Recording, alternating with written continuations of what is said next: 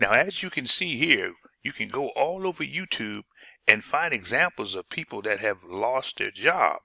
Now, this applies to men as well as women, and especially so with black women. As you see this video down here, it says 106,000 black women have lost their jobs. So we're looking at this, and you have to think about this in a different way. It's not that people can easily go find a new job since they've lost their job.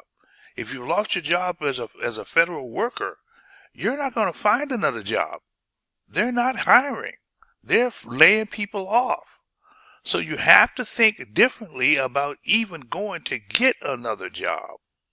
See, there all are alternatives to you working for someone on a job.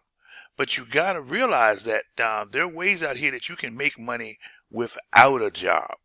And that's what I want to show you.